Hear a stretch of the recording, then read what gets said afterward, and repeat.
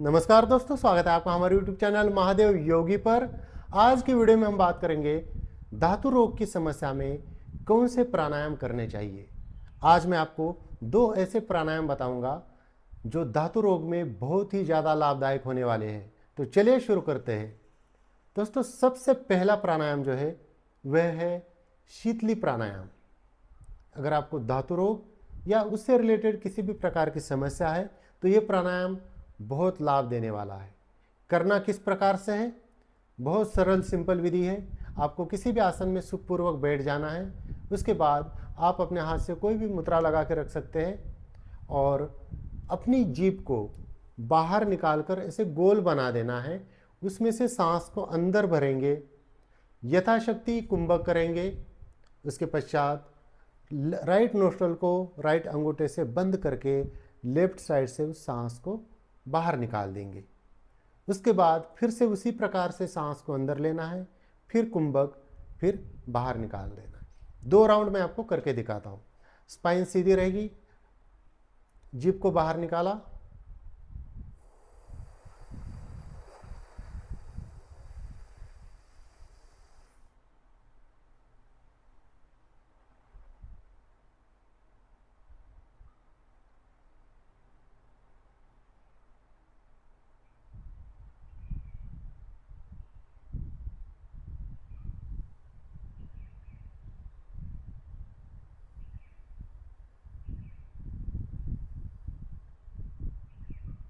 फिर दूसरी सांस उसी प्रकार से।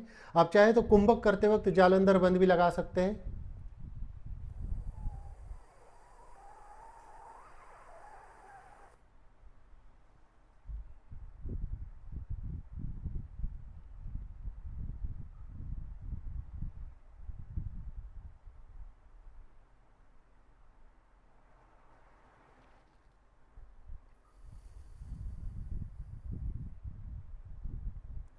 तो इस प्रकार से आपको शीतली प्राणायाम का अभ्यास करना चाहिए, जो धातु रोग की समस्या में बहुत ही लाभ देगा।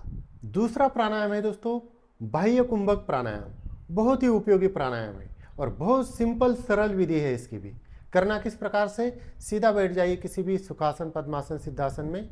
और इस प्राणायाम को करना कैसे? सांस को रेचक करना है, यानी कि सांस बाहर निकालनी, और फिर कुंभक करना है, यानी कि सांस को रोकना है। सांस को बाहर निकालकर रोकना है और रोकने के बाद आपको लगाना है मूलबंद और उड्डयन बंद। मूलबंद आपको पता ही है, मूलबंद लगाकर उसके पश्चात उड्डयन बंद लगाना है। पेट को अंदर खींच के रखना है और यथाशक्ति सांस को बाहर ही रोक कर रखना है। जब सांस रुकी न जाए तब उड्डयन बंद छोड़ना है, मूलबंद छोड़ना है और नाक से सांस को अंदर भरना है। अंदर भरते ही तुरंत सांस को बाहर निकालकर फिर कुंभक करना है, यानी कि फिर सांस को रोकना है, फिर मूलबंद, उड्डयन बंद दोनों बंद लगानी है। जब सांस रुकी ना जाए तो उड्डयन बंद छोड़ दिया, मूलबंद छोड़ दिया, सांस अंदर भरी, भरते ही सांस को फिर बाहर निकालना है, फिर दोनों बंद लगानी है। इस प्रकार से आपको बाह्य कुंभक का अभ्यास करना है। सीधा बैठकर सांस बाहर निकाली, मूलबंद, उड्डयन, होल्ड यथाशक्ति। छोड़ते वक्त उड्डयन को छोड़ा, मूलबंद को छोड़ा, नाक से सांस अंदर भरी, फिर बाहर निकालते ही फिर बंद लगा के फिर कुंभक किया, फिर सांस को रोक कर रखा।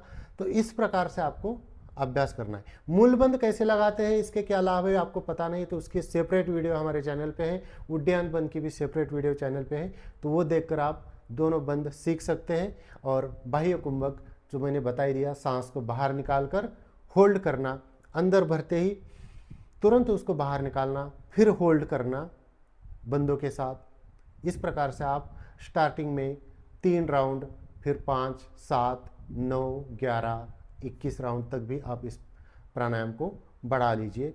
बहुत उपयोगी प्राणायाम है, सिर्फ धातु की समस्या में ही नहीं, और भी कई सारे प्रॉब्लम्स में, हार्निया वगैरह की प्रॉब्लम्स में, लंग्स की कैपेसिटी बढ़ाने के लिए बहुत सारा लाभ है। ये बहुत उपयोगी प्राणायाम है बाह्य कुंभक प्राणायाम।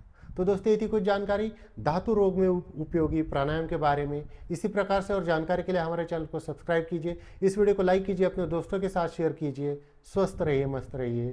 धन्यवाद।